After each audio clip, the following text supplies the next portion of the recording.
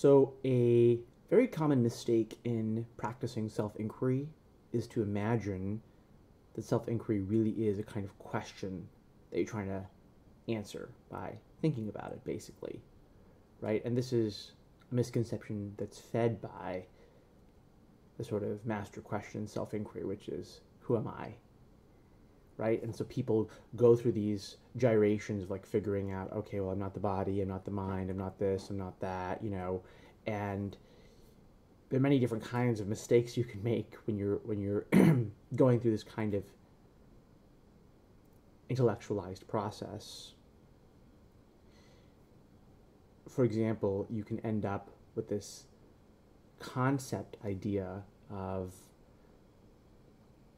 I am this sort of complete perfect self or something like that, something that you've read, and that you make that the answer. It could be that you end up with, well, I can't find the I. I don't know what the I is, or the I is emptiness, or the I is nothingness. Any of these kinds of answers, the I is blankness, right? So these kinds of sort of, that's one step better than than a mere concept, because at least that indicates some kind of suggestion of looking into your experience and engaging with it. But implicit in that is is an idea that the I is some kind of particular special feeling, right? So people are like, oh, the I seems to disappear or goes away or something like that, and they're stuck, right? It's not a good thing. It's that they're stuck because they have identified the I with a particular feeling, and that feeling goes away, right? And then they think it's gone. And this is all part of a complex of ideas that relate to the issue of treating this who am I question as a kind of literal question that you're trying to figure out in some sense, right? Either wholly intellectually or with some kind of mixture of logic and experience, right? And that's really not quite accurate, right? I mean, at some profound level, there's an element of that question, but it's not really about trying to sort out what you are in some kind of systematic sense like that, except maybe at the very beginning to give you like a big picture idea of what's going on. What self-inquiry really is, and what the who am I question really is, and you don't even need that question, right? That question is just an initial guidance or pointer, right? But you can dispense with it as soon as you're able. It's about a redirection of attention. It is about turning your attention towards the fact of the knowledge of your own existence. You know at every second, and it doesn't necessarily feel like anything particular. That's the whole complicated, tricky issue of this. But you know that you are. You know, in other words, put it another way, that you're aware. Whatever is going on, you can say that you know that it's going on, and that knowledge, not just the fact that it's going on, but the I know itness of it. How do you know that? Right? Now, when I ask that question, it's not an invitation to think about that question in some complicated intellectual detail. You can do that again for a little bit, but the core of self-inquiry is to notice that immediate, instantaneous, self-evident, obvious first fact you know. I'm here, I'm right here, I'm here, you could say to yourself. And that's true of any experience you have. And you turn your attention towards that.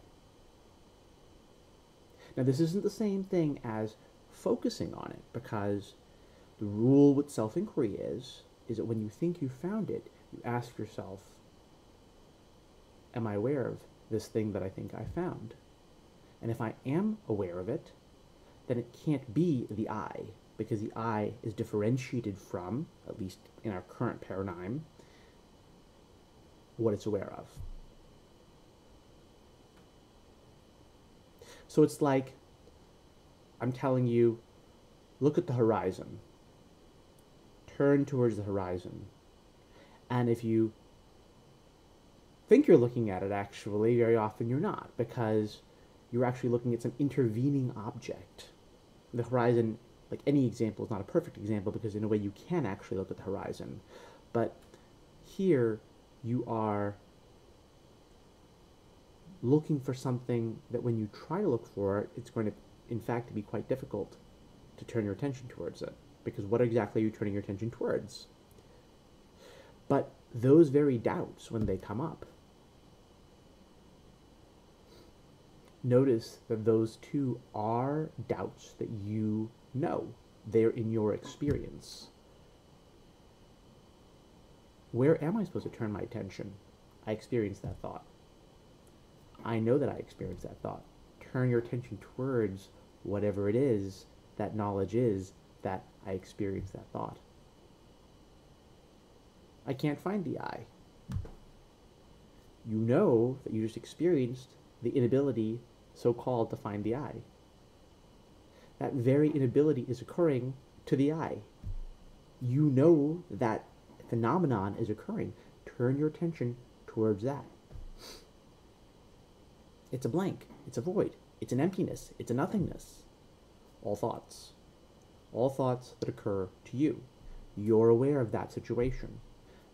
The fact of your awareness, the knowledge that you're aware of those sensations or those thoughts or those feelings,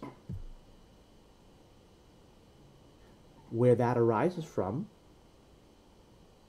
turn your attention to that sense, whatever that is.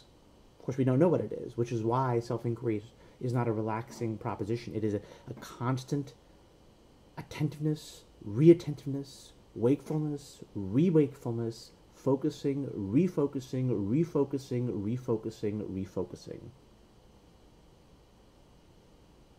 Because you can't allow your mind to sort of touch down in the relaxed belief that it's found it, because it hasn't found it. The only thing that will relax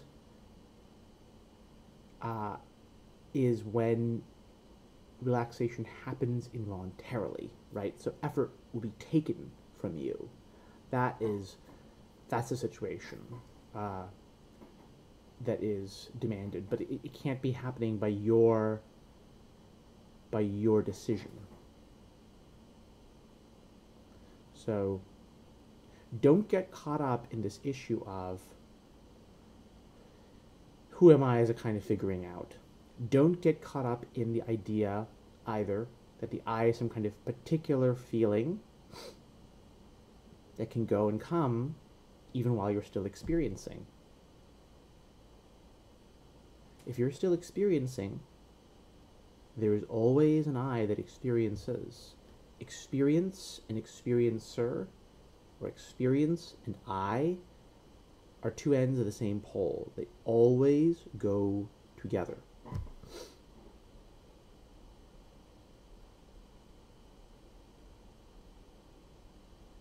Now, there may be something of a deeper way of looking at this, but that deeper way is not something that you can get to by willing it to be so. If you're still in that condition of doubting, striving, looking for something, you have to take the fact of your own experience and the knowledge that I'm experiencing as fact, and turn your attention consistently towards it, right? And the ideal is to turn your attention towards that relentlessly at every waking moment. Not merely when you're sitting in some kind of seated meditation, when you're talking, when you're walking, when you're cooking, when you're working, when you're interacting. as a priority over and above all other thoughts, right? Because all those thoughts occur to whom? To you. So you stay focused, focused like a laser beam, and all these distracting other things will come in and try to pull your attention away. And to all those distractions, they also are reflections of the thing that you ought to be attending to, namely the one which is experiencing those things. So to keep your attention trained on that to the best extent you can, noticing that you can't train your attention on it, because anytime you think you're on it, it's actually an object, right? So you keep noticing this isn't it, but what is aware of the thing that I thought it was, right? Thought it was this feeling, then I recognize this is actually a feeling. It's not the I, but I'm aware of that feeling. So redirect towards whatever's aware of it. Another thought, it's another thought, it's another feeling. Do it again, do it again, do it again, do it again, do it again, do it again. Keep it laser focused. That is self-inquiry.